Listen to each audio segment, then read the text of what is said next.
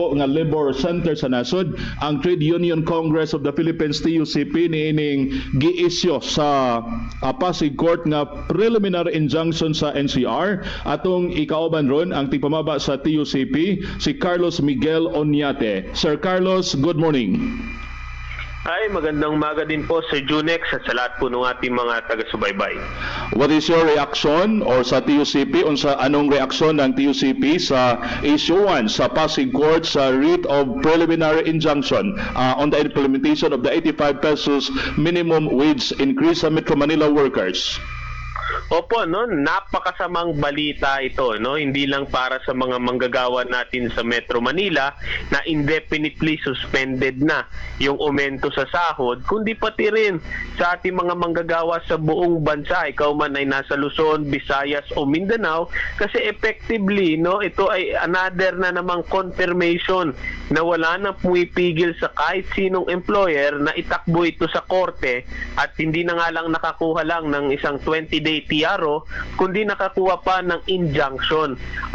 With due respect to the court, no, kami ay fundamentally object dun sa grant ng injunction kasi nga kung sinunod lang natin yung TRO, dapat ngayon implemented na yung 60 pesos na aumento sa sahod.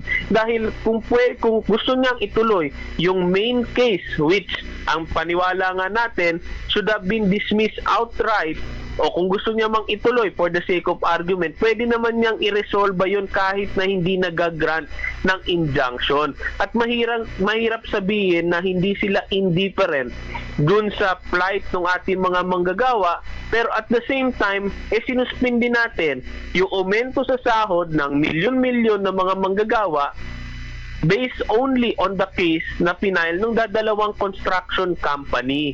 So ito pong lahat ng usapin na ito goes at the heart of our labor code, no? The same respect that we afford to our judicial authorities. Paano naman yung respeto natin sa ating sariling batas, yung labor code na nagsasabi walang TRO o injunction sa any proceedings before the Regional Wage Board dahil mag-apela kayo sa NWPC.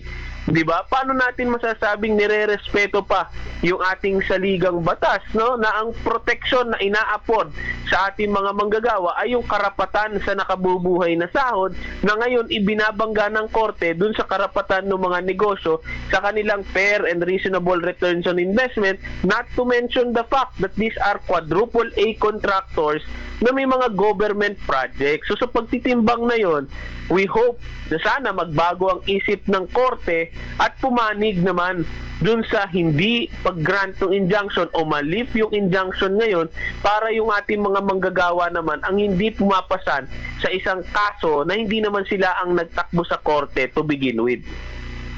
Okay, so nag-disagree tayo sa sinasabi sa korte, sir, nga this case provides an opportune time to make a determination on how the constitutional right of businesses to reasonable returns to investment and to expansion and growth should be weighed against the workers' interest in the context of wage fixing.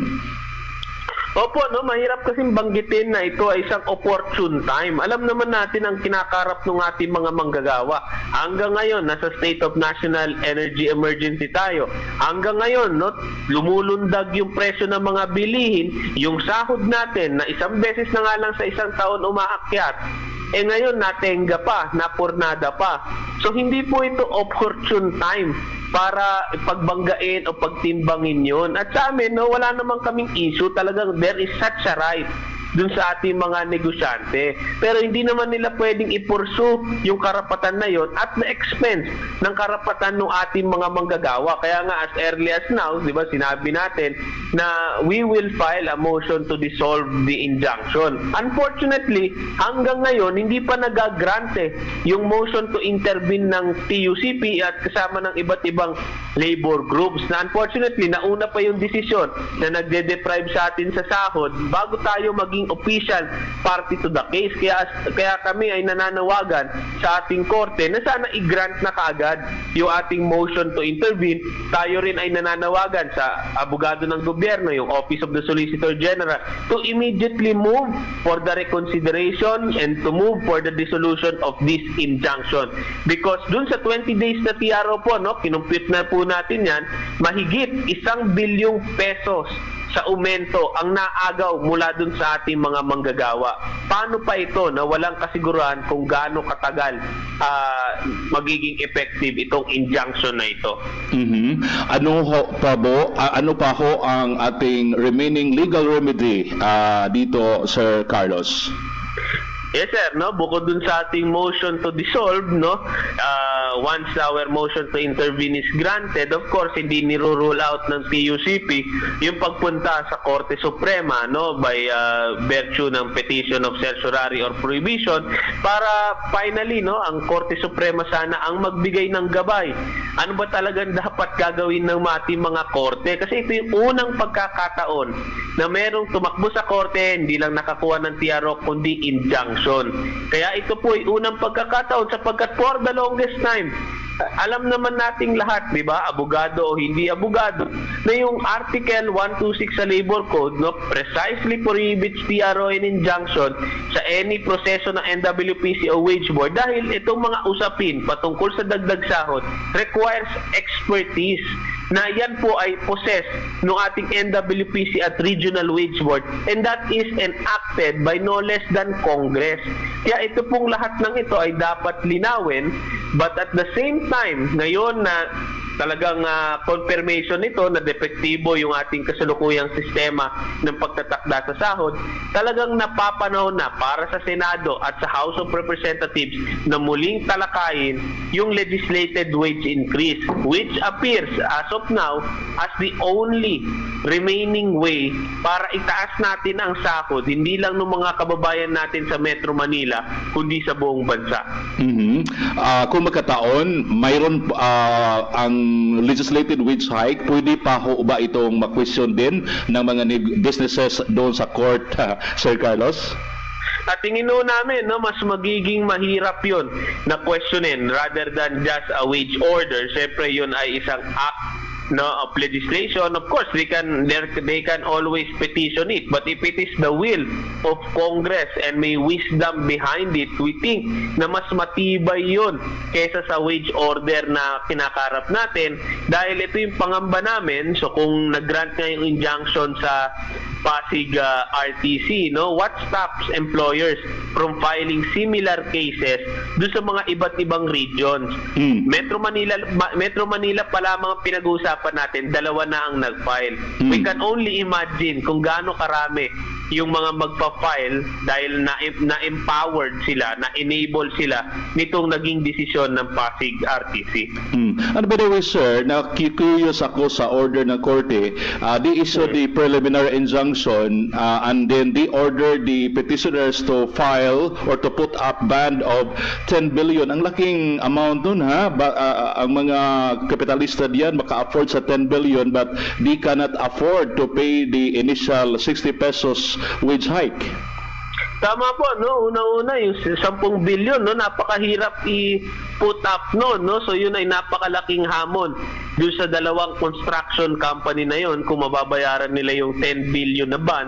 Pangalawa, tama rin yung punto nyo na dapat pinambayad, kung may ganito sila kalaking pera, dapat ipinambayad na lang nila sa dagdag sahod ng kanilang mga manggagawa. This is the same argument na ni-raise natin doon sa temporary restraining order. Doon kasi they were ordered to put up a 1 million bond, which they put up for the purpose of granting yung temporary restraining order.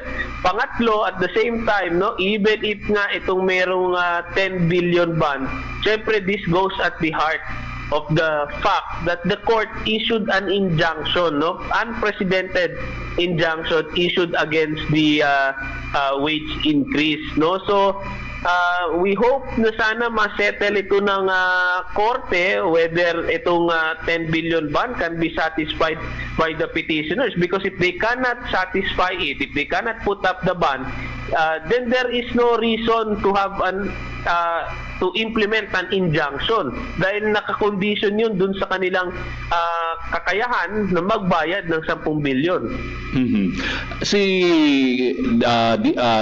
Ang ating congressman si DS Raymond Mendoza just recently doon sa Congress, nag-deliver siya ng privilege speech tungkol dito. Ano ho ang reaksyon niya nang nalaman niya itong order ng court? Opo, no, definitely asahan ho natin yung ating representante sa Kongreso, si Deputy Speaker Mendoza, na muling magde-deliver ng privilege speech sa Lunes dahil nga yung kanyang nakaraang privilege speech is about, of course, we respect yung judicial independence. Pero hindi nangangahulugan yun na kailangan nating manahimik, lalo na kung ang desisyon ng korte ay hindi lamang nakakapekto sa bawat manggagawa at pamilyang Pilipino, kundi sa mismong mga batas na ginawa ng Kongreso. So this is part of the oversight. Pero again, this is panibagong hamon na naman ito sa batas na itinakda ng Kongreso, no? Yung Republic Act 6727 has been there since 1989 or 37 years. Pero for the first time, no, ngayon siya nahamon talaga ng matindi sa korte. Kung kaya yun din, no, again, pasasama ulit doon sa privilege speech ng ating representante na ito rin ay another wake-up call nga na repasuhin yung sistema natin ng pagtatakda sa sahod at talagang legislated wage increase na lang ang nakikita nating paraan para itaas agad yung sahod ng ating mga manggagawa. Ano ho ang magiging impact nitong court order sa sitwasyon ng mga manggagawa nationwide, Sir Carlos? Opo, no, binanggit na natin nung nagkaroon ng TRO, no, baka magkaroon ng chilling effect. That chilling effect remains, pero at the same time, no, parang imbitasyon kasi ito ng mas marami pang mga copycat cases, no, kasi may nauna nang nag-file din sa Navotas RTC, nagdaos ng clarificatory hearing yung korte doon, pero we awaiting pa tayo sa mga comments ng mga parties and then kung paano mare-resolve yon. At the same time, no, para sa ating mga manggagawa sa iba't ibang rehiyon at probinsya, no, ito rin ay parang banta rin. Dahil tandaan natin, kagaya ng TUCP at iba't ibang labor groups, this is a case wherein ang naka-trial ay yung sahod natin, pero ang mga manggagawa ay hindi party to the case. So ito'y napakahirap isipin, no, para sa ating mga manggagawa na didesisyonan yung ating dagdag sahod pero wala tayo pa sa korte na ito. So yun po ang nais nating iwasan, no, sa mga rehiyon at probinsya, kung kaya't pinapaalalanan din namin na merong bagong inilabas na Administrative Order number 264 ang Department of Labor and Employment para paigtingin yung implementasyon ng wage order. Maaring hindi nito maresolba yung nangyari sa NCR wage order, pero we hope na ito ay dapat manaig lalo dun sa mga region at probinsya labas ng Metro Manila. And finally, Sir Carlos, just recently din, kayo sa TUCP at saka mga ALO officials, mga national officials, nag-courtesy visit kay DOLE Secretary Francis Tolentino. Ano ho ang mga kaganapan doon, sir? Babo, no, dinulog natin direkta kay Secretary Tolentino yung ating mga concerns patungkol sa karapatan sa pag-uunyon ng ating mga manggagawa, ng ating mga miyembro, security of tenure, pati yung mga ILO conventions na dapat i-ratify, no, yung ILO Convention 188 on fishing, ILO Convention 193 on platform work, at iba't iba pang mga issue na inilapit natin sa kanya, kasama yung pagtatakda, ano ba yung living wage sa pamamagitan ng isang National Tripartite Conference. Naging very receptive naman si Secretary Tolentino sa meeting na yon, no, at pinapasalamatan natin siya, at we also reaffirm our support, no, basta sa partnership para sa ating mga manggagawa, no, magkatuwang tayo sa paglaban para sa kanila. At the same time, no, doon din nabanggit further ni Secretary Tolentino yung sa Administrative Order number 264, kung saan finally doon sinasabi ng admin order na yon ang implementasyon at monitoring ng implementasyon ng wage order ay kasama sa proceeding ng ating Regional Wage Board at NWPC. Hence, malinaw at hindi na pwedeng magpalusot yung mga kung sino pang gustong mag-file ng kaso na hindi sila pwede talagang humingi ng TRO o injunction dahil precisely pinagbabawal ito ng ating batas. So, positive ang naging impresyon ninyo sa mga narinig ninyo kay Secretary Tolentino, Sir Carlos? Opo, no, it's a good start, it's a step in the right direction, and we hope na tuloy pa rin tayo sa partnership na ito, lalo na napakalalaki ng hamong kinakarap natin, lalo na itong nangyari dito sa ating regional wage board system, no, 60 pesos na lamang, hinarang pa. Mayroon ba kayong mga issues na gustong specifically pinalabi ninyo kay President Marcos? Unang-una po, no, na pinarating ulit ho natin yung kinakailangan na dialogue between the labor sector and the president. So yun ay nireiterate natin kay Secretary Tolentino. At the same time is to make representation para dun sa ating mga freedom of association na legislation kung maaaring i-certify as urgent o ma-prioritize sa LEDAC. So itong lahat na ito, no, ay mga presidential imperatives that we believe, no, kailangan i-pursue ng ating Pangulo, no. Ngayon may panibago kaming pinapanawagan na yun nga dapat ma-certify as urgent din yung legislated wage increase para makapag-marathon hearings sa Senado at House of Representatives para maitaas yung sahod ng ating mga kababayan. Pero sa tingin ninyo, si Secretary Tolentino mismo, gusto ba din niya yung, suportado ba niya yung legislated wage hike? Alam niyo po, no, si Secretary Tolentino nung siya ay senador, no, majority leader, ay katuwang natin siya sa paglaban para dun sa legislated wage increase. So it is the same motivation that we hope yun ang ma-carry forward, but of course we understand yung kanyang kasalukuyang position na may balancing act. Pero ngayon ho kasi, no, wala nang other choice left to us yung tinry na nga natin yung regional wage board, sinabi na nga natin bulok yan to begin with, pero ngayon, no, hindi lang siya walang saysay, hindi lang siya walang lohika, ngayon parang wala na rin siyang kapangyarihan dahil anybody can go to the courts and makakuha pa nga ng injunction. Kaya ngayon, this leaves no other choice for government but to pursue a legislated wage increase kung gusto talaga natin na makakuha ng dagdag sahod yung ating mga kababayan. Okay, with that, maraming salamat, Sir Carlos. Maraming salamat din po at mabuhay po kayo, Sir Junex, at sa lahat ng ating taga-subaybay. Good morning. May gala si Mr. Carlos Miguel Oñate, ang spokesperson sa TUCP.